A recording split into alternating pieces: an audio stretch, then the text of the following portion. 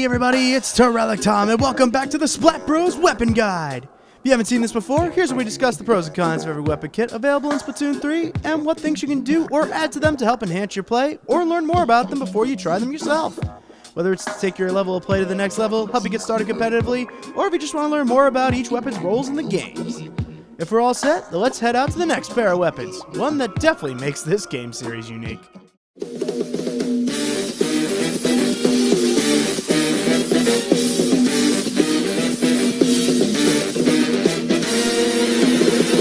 Now, let's be real, this game has some weird-ass weapons in it that we get to use. Like paint rollers, paint brushes, spray bottles, writing utensils, and even a bendy straw? We'll definitely get to that one later. But definitely one of the strangest class of weapons that these cephalopods fight each other with is a bucket. Dear God. There's more. No. Yes, indeed. Unlocked at level 3, it's the Slosher. Or if you complete the Spire and the Side Order DLC with Big Man's Palette, you unlock the Order Slosher Replica. True to its name, the bucket is all about sloshing large splashes of ink on anything in front of it, using the power of physics and gravity. While tapping ZR, the player will throw out a big wave of ink that will fly up a short arc before falling back down, covering the ground, a wall, or player that's in its way, flying a respectable distance of just about the length of a splatter shot's range. And not only does it have range, but it also has power, with the slosh splitting into two main parts, with the main glob dealing a strong 70 points of damage in just one hit, while the tail end will deal anywhere from 50 to 69 points of damage. However, unlike other weapons where the farther away from the target you are, the less damage it deals, the Slosher deals less damage if it's higher up and has to fall down farther to hit its target. Kinda like a splash of water dissipating the more it has to fall. Told you it fights with science. And it uses its science to help it fight as the arc trajectory of its shots make it an ideal weapon for attacking enemies on top of or hiding behind certain walls, obstacles, and even over umbrella shields. Also able to paint up walls very quickly with just one shot. And if you've been doing the math, any part of its hits done in succession will splat an opponent. Even 2 weak hits will be enough. It's strong enough to splat enemies in 2 hits or make them have to retreat after just 1, as any other hit from it at all without a short second submerged in ink means they'll be splatted on the next hit, making it a danger to fight without a plan. However, coming up with a plan to beat this thing isn't exactly rocket science, as while its sloshes are very powerful, they are very slow and ink hungry, with each shot using up to 7.6% of your ink tank, allowing you to fire up to 13 shots before you need to reload. And while you are firing, your movement and strafing speed drop dramatically, almost to the point where you're practically standing still if you do continuous shots. So it's very easy for weapons that are very mobile to slip around your sloshes to take their shots at you, especially since your shots are pretty narrow and don't strafe to catch some moving opponents like shooters do. But to work around this, the Slosher does its best work using anything from the environment and things around them to get the jump on the opponent first, mainly by getting or attacking the high ground. Like I mentioned earlier, the Slosher is amazing at painting up walls in one-click slosh, but it can also fire its shots up onto ledges to enemies on them, like chargers and stringers, to catch them by surprise with a sudden attack from below, which can also ink their feet to trap them for the finishing shot. And then getting the high ground as well can also give you a major advantage, as while they deal less damage than the strong 70-point hit from a direct hit, they still only need 2 hits to land to splat an opponent, while the opponent's trying to move or find where you are. It's a great weapon to shark beneath certain ledges and to lead the way around flanking routes due to its ability to paint walls so quickly and then take foes out with 2 strong hits before they can find you. And even if opponents try to hide behind obstacles to recover from damage from you or from a teammate, you can throw a slosh over it to still hit them and take them out. And also, it makes sure you have space to move as well, with it being able to paint under your feet very easily with each slosh, making it so you easily get a good start to possibly retreat from a skirmish. Because really, that's what this weapon's the best at, getting in skirmishes, staying right between the frontliners and backliners and throwing out attacks to bait enemies into attacking, or helping lay down paint and damage for the frontliners to do their job, or clean up anyone that they tagged with some damage. And doing it when you've got the right angle or position to stand on and fire your sloshes will get the most out of your ink tank for kills and to help your team. However, make sure you know when it's the time to turn tail and flee a fight that's not in your favor. Because if you aren't accurate with your shots or get the jump on some fast-firing opponents, you can lose the fight before you land the 2 hits, as its attacking sloshes are very slow and can be easily outmaneuvered by weapons with fast strafing movement like Splatooners and shooters, or even fast movement options like dualies with their dodge rolls, or just get beat on the draw before the second slosh lands, maybe getting a trade at best. You can get a bit of a faster kill if you do a high aiming slosh above an opponent before it rains down, and then fire a direct shot right at the opponent for a little faster splat, but again, you gotta make sure you hit your shots to make that happen. All in all though, it's a great weapon to being a versatile skirmishing weapon that maybe leans a bit more on the defensive side of things, as it can be a strong attacker to help win fights and break through on a surprise flank attack on backliners terrorizing teammates, or be a strong wall of defense throwing out waves of damage to discourage enemies from approaching, able to change up its style to be whatever it needs to take out an enemy that stands in its way. And how else can it deal with enemies with much longer range than it, with one of the best bombs in the game to help set it all up? The Splat Bomb is back again! This is its combo tool, with it being able to reach much farther than the bucket can, and also being a lethal weapon that can take out foes in one powerful blast. But with the Slosher, even its splash hit is useful to it, as with it dealing 30 points of damage with the splash hit, you can then follow it up with a direct hit from the Slosher to get the other 70 points you need to finish an opponent off, which can be easier to do with an opponent that is running away from an explosion rather than trying to shoot at you.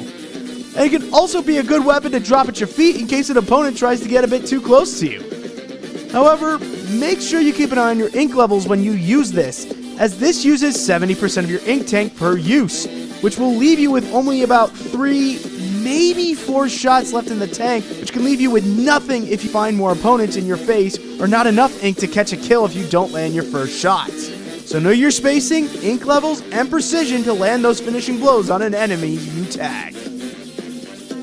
And if you still think you need some longer range to deal with enemies that cause your team problems, well then, it can drop the nukes with triple Inkstrike, which already makes it easy for it since it works best at high perches where you can see a lot of the map ahead of you, which lets you see enemies and throw the markers as far as they can go, which you can use to take out or move opponents from dug-in positions out into the open for your team to take out or for yourself to take out if anyone happens to escape with some chip damage. And with it being a great weapon at inking opponents' feats as well, it's good at cutting off opponents' pathways for teammates to catch enemies or to set up for yourself to get the kill. It's especially good in towers, so you can shoo opponents off the tower and then catch them as they try to come back on with waves of ink crashing into them as they return. The only real downside to this special with this weapon is that it is pretty expensive here, with needing 210 points to get it. And the Slosher's not amazing at getting points. Like, it's better than others, but not as good as others either. So make sure you stay alive and get those points to use the special well when you finally get it. For its best modes, I'd say it does its best work at Splat Zones, as it has all the tools to be a great skirmisher in the bucket, the bomb, and tri-strikes to help take the zone and take out opponents. And when the opportunity arises on certain stages, it could be a major problem for backliners trying to attack the zone when an opponent suddenly flanks them or takes them out from below. Tower control is another great mode for it, as the sloshes are powerful attacks that can easily force opponents off the tower or take them out easily, almost as well as a blaster can. The Splat Bombs and GG Strikes to manipulate enemies on it or seal the deal on a game you have the lead in. Turf War isn't bad either, as it can paint things well with the bomb and tri-strikes, and like I said earlier, the bucket's not really bad at painting things. Clamplets is solid too, as it's a powerful attacking and defending tool for attacking the basket and getting skirmish wins in mid to set up the team for an attack into the basket area, and with strikes can be the perfect weapon to kick the door open for your team to charge it with a power clam to score and take out the opponents trying to rush in and defend it. For best abilities, a couple good ones to have are Inksaver Main and Inksaver Sub, as both Splat Bombs and the bucket use a lot of ink each. So having both can get you a 4th slosh and maybe even a 5th if you have both of them on you, which can give you a bit more insurance of having finishing attacks if you tag an opponent with a bomb splash damage, as well as just give you more attacks in general, which you'll definitely need if you're going to be skirmishing and battling with others in many of these modes, especially in the upper levels. so don't sleep on them or any of these other abilities to help give you an edge in battle. For best stages, Slosher can truly shine and take advantage of the unique skills in stages with a lot of walls and perches, where they can fire shots over obstacles and perches to enemies on them or on the other side for surprise kills, as well as areas with wall pathways to help their team navigate them quickly to get into the enemy base for modes like Rainmaker and Splat Zones. Hey, the unorthodox weapon uses unorthodox ways to get to its enemies to get the win. Now, I can hear some of you backline players saying, "Barnacles, what could be worse than a giant paint bucket?" Oh, I know. 2 giant paint bubbles. Unfortunately, yes, because this weapon's got another kit to use at level 12, the Slosher Deco. Same stats as the vanilla kit, but this one has a kit that makes it more supportive Slayer that can either take out the enemies before it, or leave a trace for its teammates to do it for them when they go down. And it does that with the new sub-weapon to the series, the Angle Shooter. This has the player throw a very fast dart that shoots out in a straight line ahead of them, or will bounce off of any surface it comes into contact with, leaving a puddle of ink behind anything it makes contact with, and leaving a colored trail behind for a few seconds. It will continue its trail until it reaches its maximum distance or hits an enemy, dealing 40 points of damage upon contact and marking the enemy as if they got hit by a point sensor sub, revealing their location on the map and on the field for you and all your teammates to see for 6 seconds. And if anyone touches the trail that it leaves behind, they'll be tracked for about 2 seconds, but they won't take any damage. Admittedly, this sub is a bit difficult to figure out right away, as its firing angle is at a lot lower trajectory than others, which makes it a little bit more difficult to use and aim more than the other subs in the game. However, it does work better closer to the floor and in enclosed areas, as it can bounce around and be very difficult for opponents to avoid it or its trail, making it great at finding hiding enemies sharking near walls or trying to escape attacks as they have to go through it to avoid being splatted. It's basically a lighter version of point sensor, as it needs more precision to hit targets, which it could easily do if thrown down pathways enemies frequently use to reach certain areas. And it can be a constant annoyance to opponents as well, as it's one of the cheapest subs in the game, only using 40% of your ink tank per use, easily allowing you to use it twice per ink tank, with about 20% of your ink tank left over to use for your main weapon.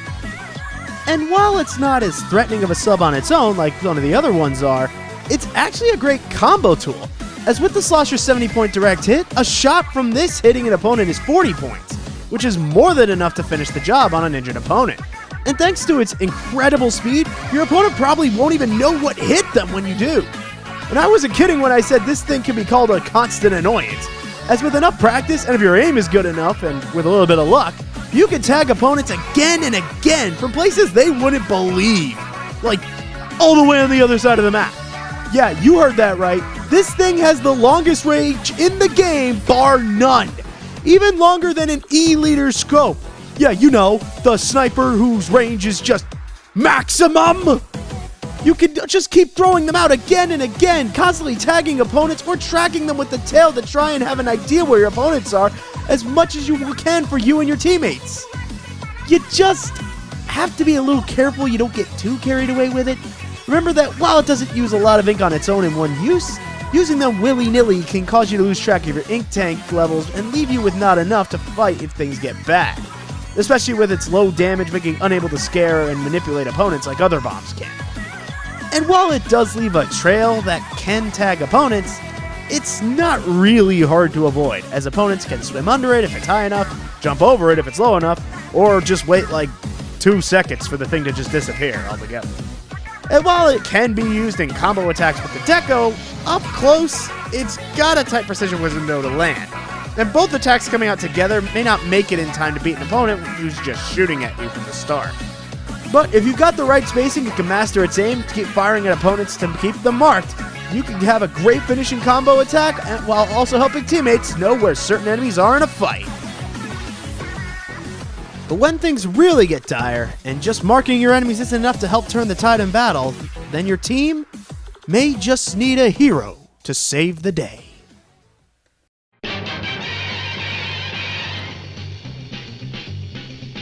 Spider-Squid, Spider-Squid, splatting all of the other kids. Stretch your arm, splat your foes, Just be careful you don't break your nose. Look out! They're gonna splat you. Is it strong? Listen, Cap. You can zip all across the map. Can you swing from a thread? Take a look overhead to them. Turf War's a great big bang up. When your team's in a hang up, you'll find the Spider-Squid.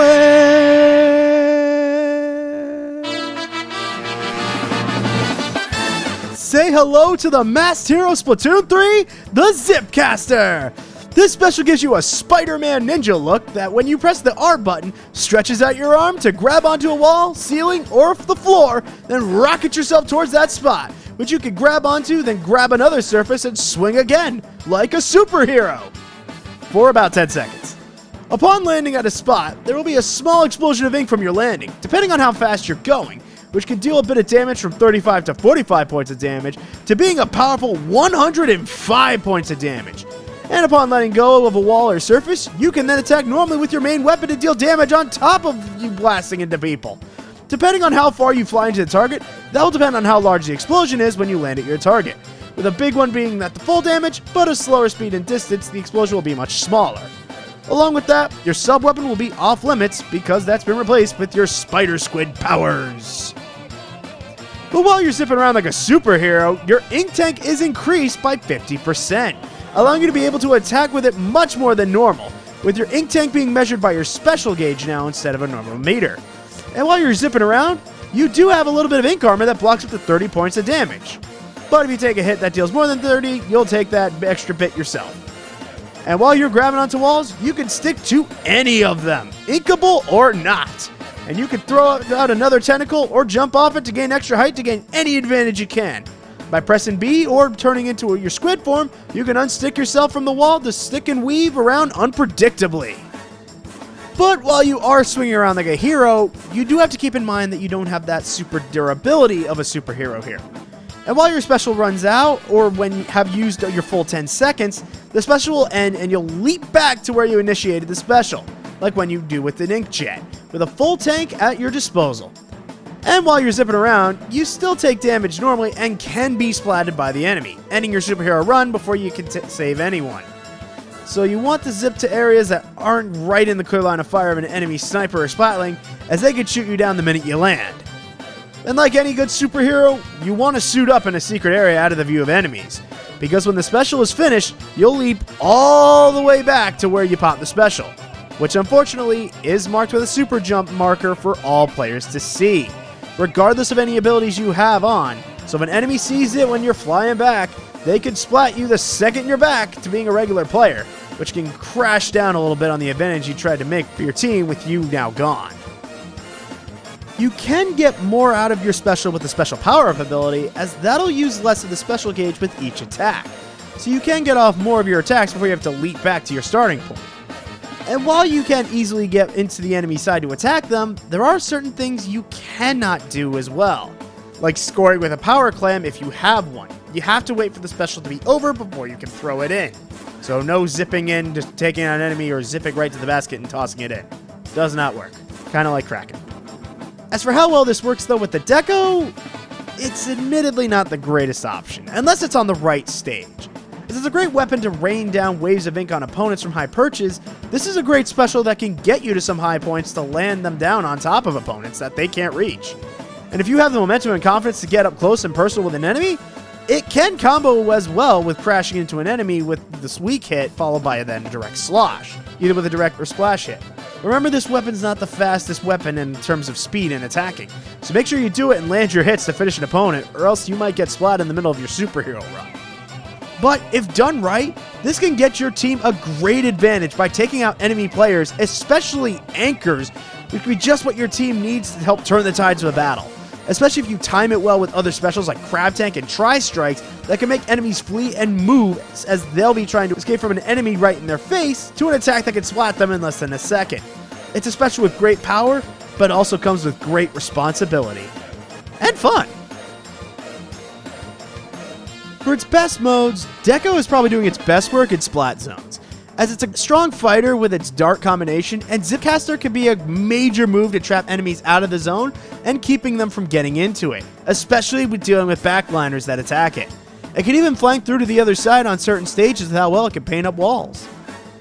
And speaking of that, it's also pretty good at Rainmaker, as it can attack the Rainmaker carrier and can paint fast pass up walls to get quick points. And Zipcaster can be a great special to use with your teammates using their specials to pin the enemy back while you try and score points with the carrier. Clam Blitz is pretty good too, as while you can't score with a football during Zipcaster, it's a great special that can distract or take out enemy players while your team scores instead.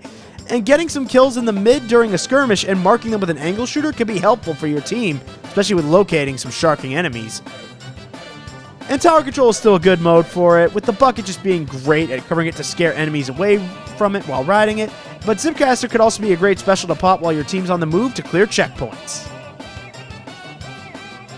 For best abilities, I'd say one good one to have would be Drop Roller here, as when you super jump back into the fray or at the end of your Zipcaster run, and you feel there may be someone waiting to splat you when you fall back, you can roll away to not be splatted instantly and possibly avoid it and survive to defend yourself in the sudden moment. And Sub Power Up is a pretty good one to have too, as you can add some tracking time to Angle Shooter to keep those tracking longer for your teammates, which is always helpful. So do everything you can to get the most out of your subs and specials with all these abilities. For best stages, Slosher can truly shine and take advantage of the unique skills in stages with a lot of walls and perches, where they can fire shots over obstacles and perches to enemies on them or on the other side for surprise kills, as well as areas with wall pathways to help their team navigate them quickly to get into the enemy base for modes like Rainmaker and Splat Zones. Hey, the unorthodox weapon uses unorthodox ways to get to its enemies to get the win. And that'll do it for this episode of the Splat Bros Weapon Guide. Hope you learn more about these buckets and maybe want to give them a bit of a try now, especially if you want to be more of like a Spider-Squid and everything. Special thanks to Lucian for all their tips and gameplay clips for this episode. They were a big help to making it and gave a lot of insight on how to play these unique weapons. If you enjoyed what you saw, please feel free to like and subscribe to stay tuned to upcoming episodes of this series in the future and other things we do here on the channel. Thanks for watching, everyone. If there's anything we missed or may have gotten wrong, feel free to let us know in the comments below, as we know Nintendo can suddenly drop any other major patch on us all of a sudden. Thanks for watching again, everyone, and hope to see you again for the next episode. Till then, I'll see you swinging in the skies.